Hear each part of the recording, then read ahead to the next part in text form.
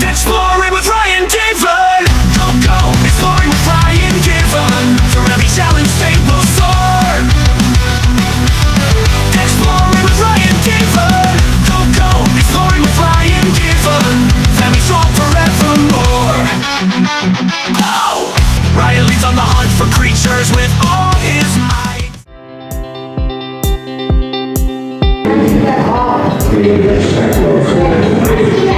Yeah, you could die from that, right? The shrimp,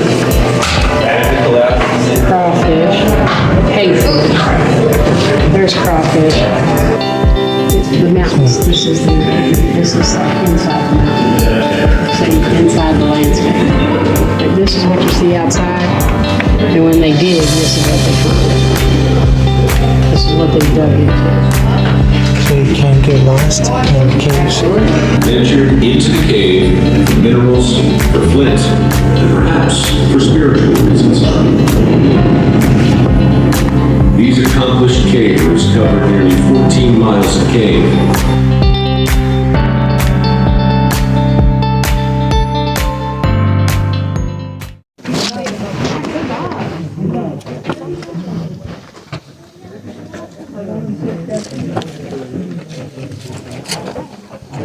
Go Bill! Great game!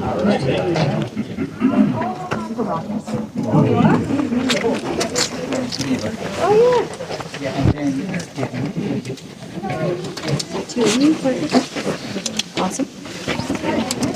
Yeah.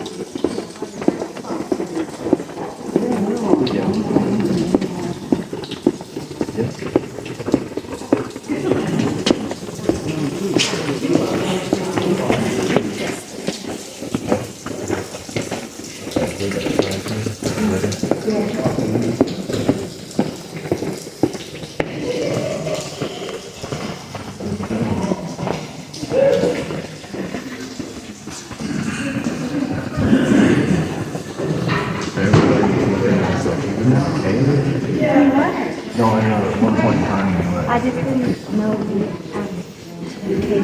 on that side of the world.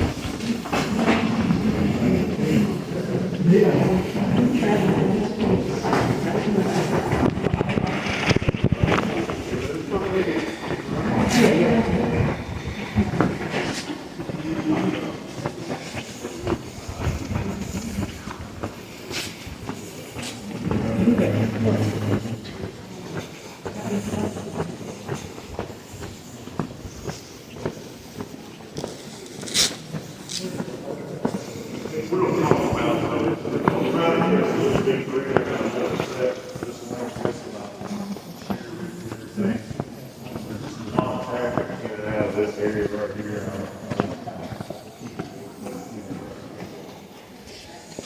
That's okay, but I will talk about it.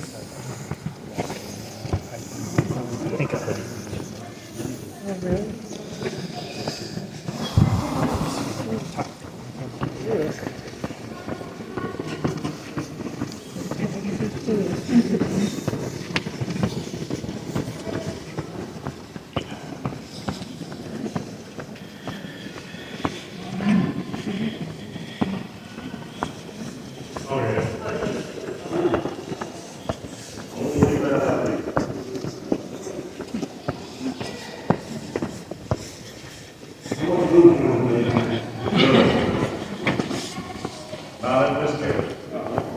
There's some water there. Over quite a bit.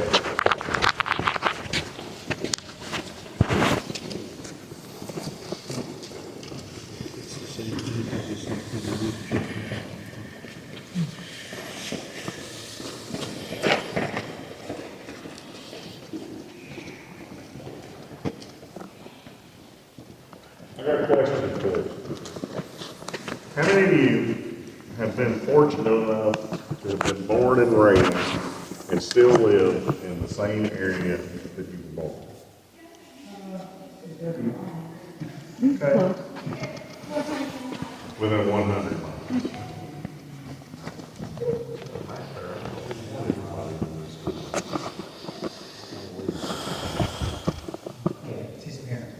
Oh, okay. There in the front.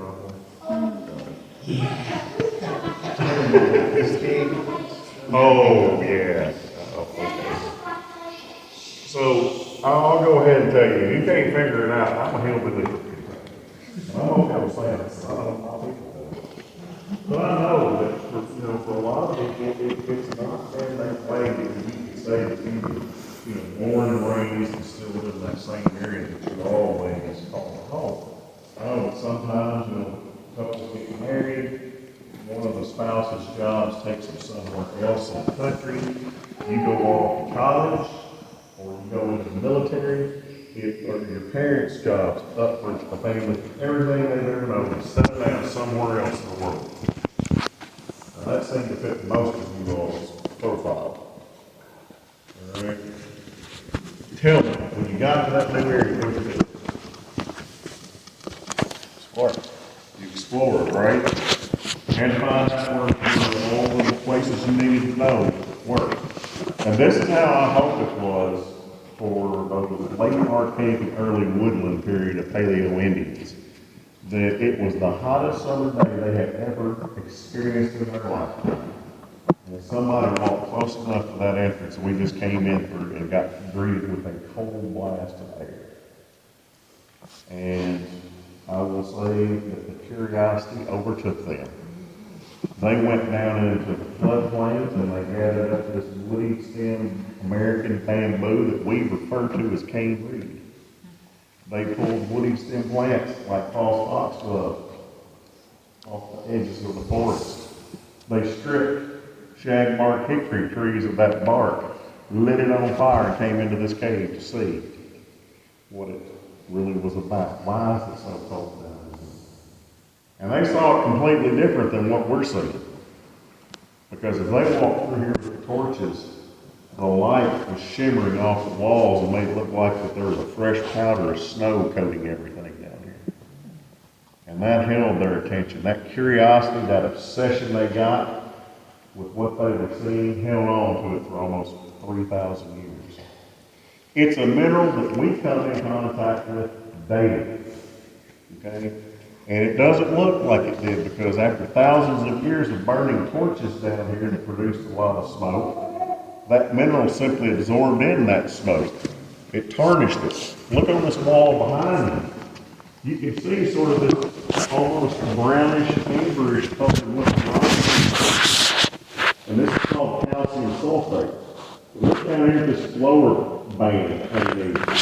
Someone stood over there thousands of years ago and with a rock hammered, struck, and with a muscle shell scraped away to collect that mineral right from the wall. Now, calcium sulfate is not something that we are usually comfortable with hearing, but this is how you heard that same mineral called. Very common. Gypsum. What do we use gypsum for? Drywall. Drywall, see? That's where our minds go to immediately, because that's the most abundant use of it. But now I sized some of you up at that shelter, and I figured this out about you too. You don't have to come to New York, as I've already figured that. In your youth, you decide to use the best of your judgment. You guys don't do that, and you go home with something like this and watch what happens. You got to go visit the emergency room where they slapped the big ugly white plaster cast all over a broken limb, didn't they? Yeah, that plaster of Paris. Now we use fiberglass, but that plaster of Paris is that gypsum right there. This is also used as a heat shield around high voltage wire. And I need you all to know something before I ask this next question. Protective bubble. Right here, okay? We should tell you that Major Chris is about to ask something he shouldn't, but he's going to anyway.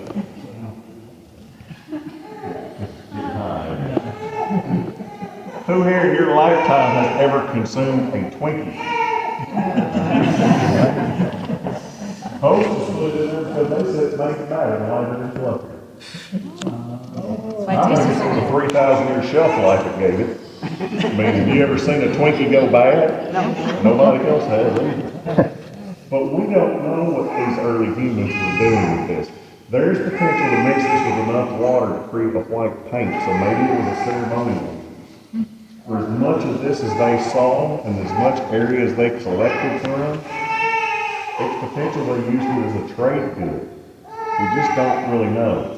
But we do know that about almost 2,000 years ago, they just kind of walked away from the cave. We see very little entry about 2,000 years ago. Then this place set idle until the late 1700s. And that's when we see a real obsession occur with this place. They found out there was something pretty special about this dirt down here. But to get the specialist right, you have to wash it.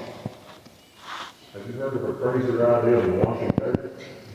They weren't getting gold or silver out of here. They were looking for something that you can't even see with the naked eye. They were trying to get something called calcium nitrate out of the soil. So these logs you've been seeing laying along the trail, this is a pipeline. This carried water, the bottom pipe carried water into wash stations.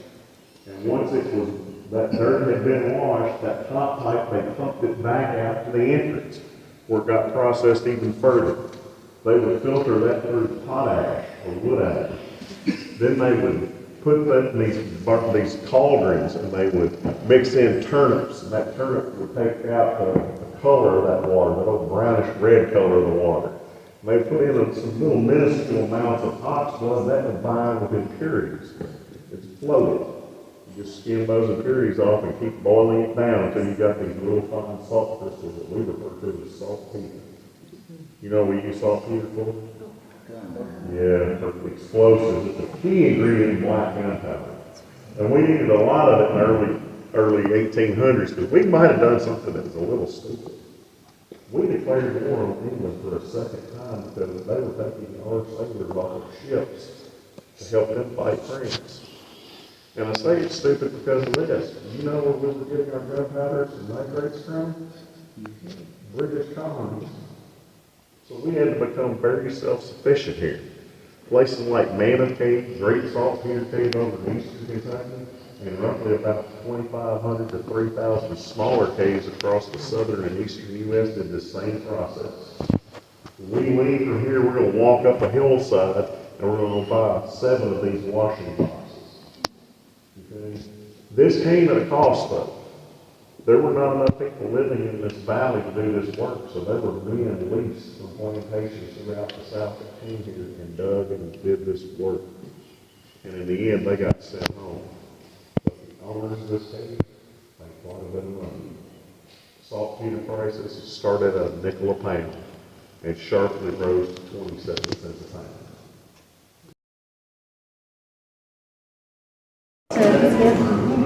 Couldn't get word in there. No, we pulled them away.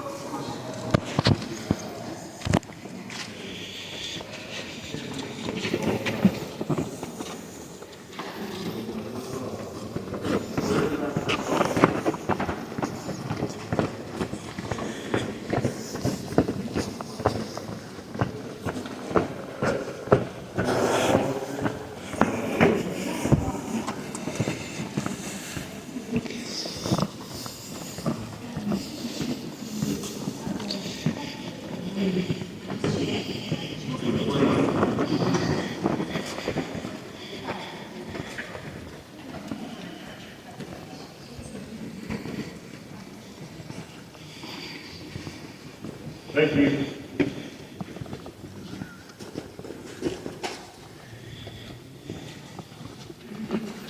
I'm gonna bring a lantern around for you to take a look at, and I want you to tell me what you see different about this lantern compared to today's lantern. No glass. No glass. What else? Fire. You know what? You said that far better than one guy. I was walking through here showing this to people, and the guy went, "Oh my gosh," he goes, "it's real fire." I was like, "Yeah, buddy, fire creates light." Now,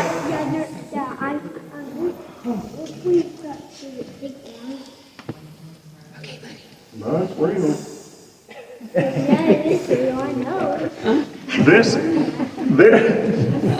This is the true Mammoth Cave lantern right here. This lantern got its birth right here at Mammoth Cave out of necessity.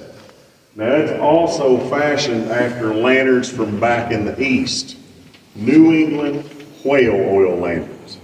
But now I gotta tell you something. I'm not sure how familiar you are with Kentucky and our whale population, but we do not have one. And so they had to find other ways to fuel these lanterns. And they did it with lard off of the hogs that were here. Because we love hogs here in Kentucky. We love all that they bring to us. Bacon. Don't forget bacon. Go ahead, never underestimate bacon. But you take that fat off those hogs and you render it down into something called lard. And that, as long as that lard stayed liquefied or warm enough to stay liquefied, you had an excellent light source. And the crazy thing is, you know, where Gigi took your tickets, after that War of 1812 effort, when it was just down to the family again, they had a house that was built right there at the entrance. And in 1816, a knock comes on the door. And the fellow says, "Hey, I have heard all about Mammoth Cave." Beg your pardon? "I've heard all about the Mammoth Cave. I want to see it." "Well, we just do saltpeter stuff here, sir. I don't know what you're talking about." "I want to see Mammoth Cave, and here's $1. Wow. And the first official cave tour began at Mammoth Cave. And your guides back then very well looked like myself. Maybe looked like young Gigi back there. Because we had our first female cave guide here in 1820.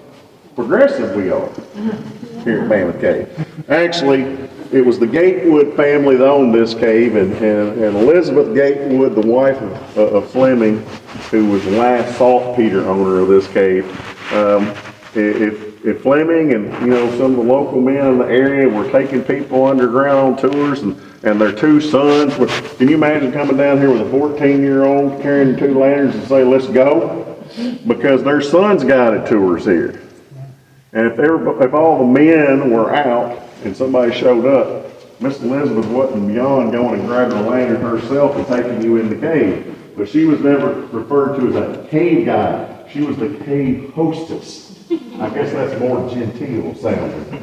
And, they would take you anywhere and everything where they could take you. And they didn't talk to you about the War of 1812. Who cared? That was recent history. They didn't talk to you about prehistoric people because they didn't know anything about them. History, they were living it.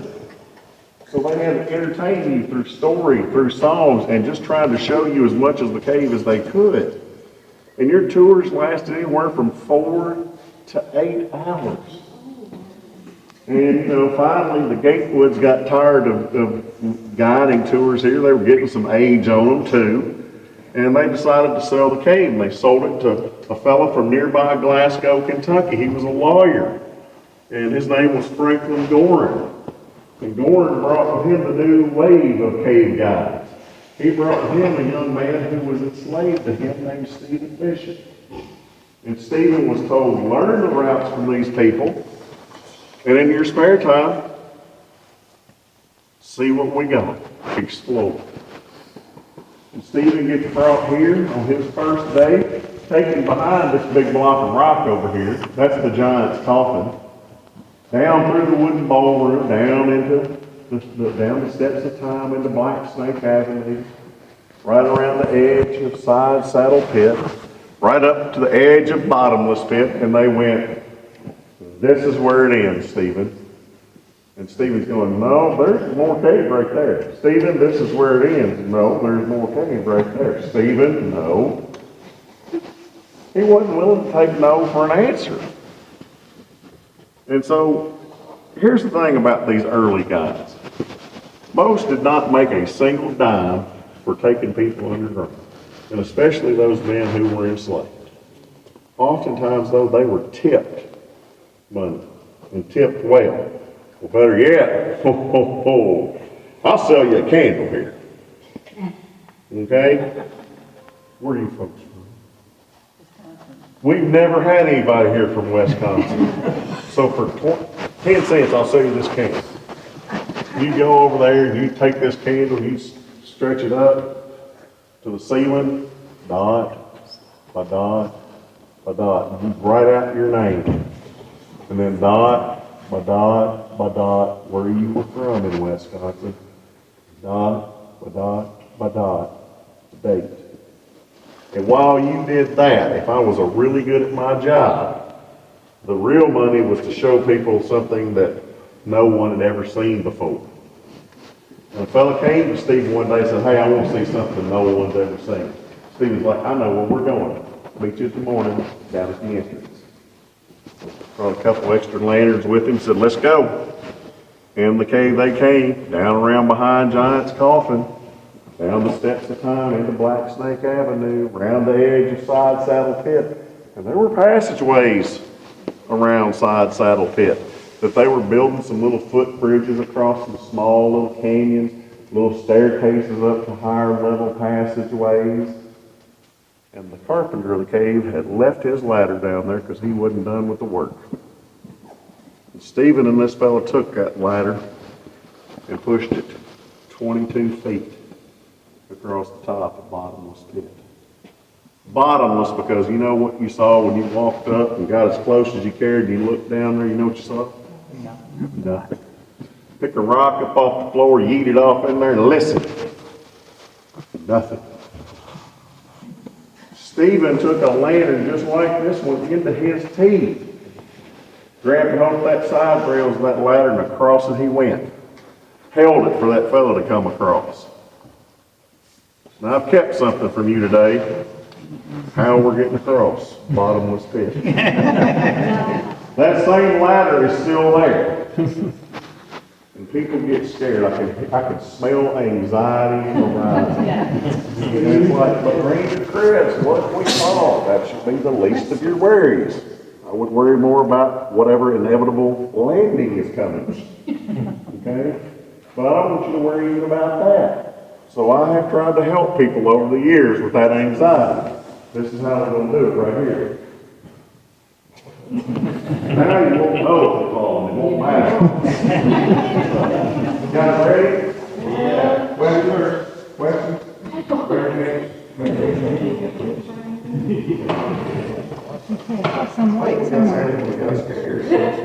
Tell us a ghost story. Once upon a time. Yes, there are you. Tell you a ghost story. Seems good time for it. Yeah, perfect time. Oh, let's talk about the scary stuff then, ma'am. Give me a second. I gotta show you something crazy though. So, you know, let me get, I got a little light here I'll try to use. So, yeah, you can see the giant's coffin right there, right? So they say that this